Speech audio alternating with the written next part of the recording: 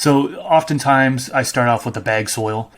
Fox Farm Ocean Forest soil is local to me as far as I might be able to pick it up locally. So I go with that. But I'll start with the Fox Farm Ocean Forest soil. And there's actually been times where I mixed in insect frass and alfalfa meal into the ocean forest. And I got a lot of people raising their eyebrows there, like, ocean forest, it's already too hot.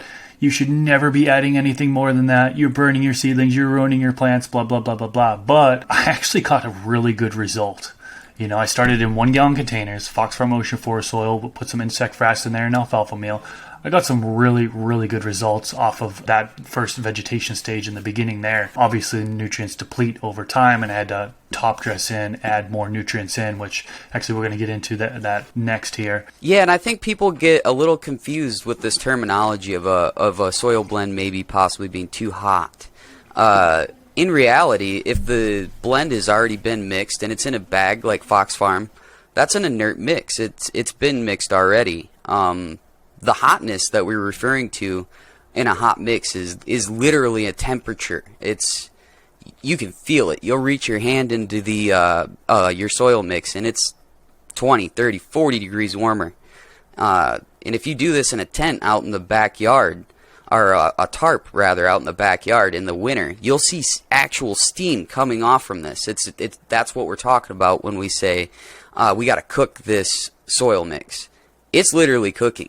And if you were to use that soil during that process, that mix is literally too hot. It's physically too hot and nutriently too hot. And everything is just bioactively readily available. So as soon as you plant a seed into something like that or a clone into something like that, you're definitely going to have problems. But when it's an already mixed inert soil, it's really rare for something to be too hot to handle a seedling or a clone or really anything. Got it. So when you do that initial mixing that you mentioned, you're letting it cook for a little while, right? So yeah. What's time period how long are you letting this cook for?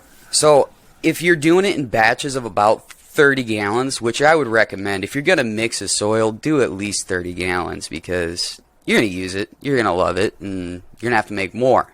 For about 30 gallons, a good cook time would be about 2 weeks. And a good way to check this is, a week in, open up, if it's I use trash cans. I use 35-gallon trash cans, heavy duty.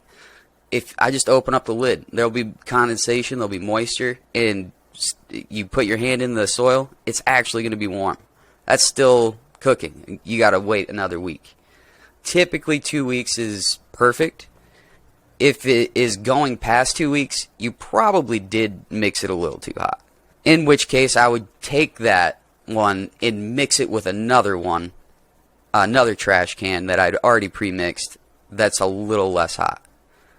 And then you got like a diluted version of that original mix that's still going to be plenty potent enough to do whatever you want in vegetative or flowering stage. So you're holding off until the temperature kind of goes down. Do you know what temperature would be too hot by chance? Like, are people taking like a temperature gun and like putting it on their pile and then saying, oh, okay, this is low enough? I would recommend that actually, because during the exothermic reaction, you could get anywhere up to like 130 degrees Fahrenheit, which is very warm. Like, that's why I like to use heavy-duty trash cans, because it can get a little out of control sometimes with the amount of heat that these things can produce. And also, if you're doing this in your area where you have your grow, keep that in mind as well, because it may actually increase the temperature of that room, which you may or may not want at that time. But I would definitely do a temperature, or I don't use temperature guns because it's so much faster for me to reach my hand in. If the dirt or soil is physically warmer than the air, that's kind of a good sign that it's still working on some stuff, and you should wait a little bit longer. Also, if you start to see like white mycelium forming on the top of your soil, things are finishing out. It's fully cooked. You feel very safe in using that, and you can feel like you did a really good job, because when that's showing up, you know you've got the microbes and the mycorrhizal life that you wanted to create in your mix in the first place. Sounds like some good general guidelines there. Now, for the 2-week period that you're letting the soil cook, are you going in there? I know you said you had a top on the container. Are you going in there and doing like any type of aeration, like taking the top off once a day, like fanning it? Are you turning the pile at all? Are you doing any of that, or are you just letting it sit? I just let it sit. I do have a couple holes poked in the lids of the trash cans so that it can have air gas exchange, which is kind of they're not super airtight, so you don't need to poke the hole, but it does help. This clip is brought to you by AC Infinity. Use discount code MrGrow at 15 to save on any of their products.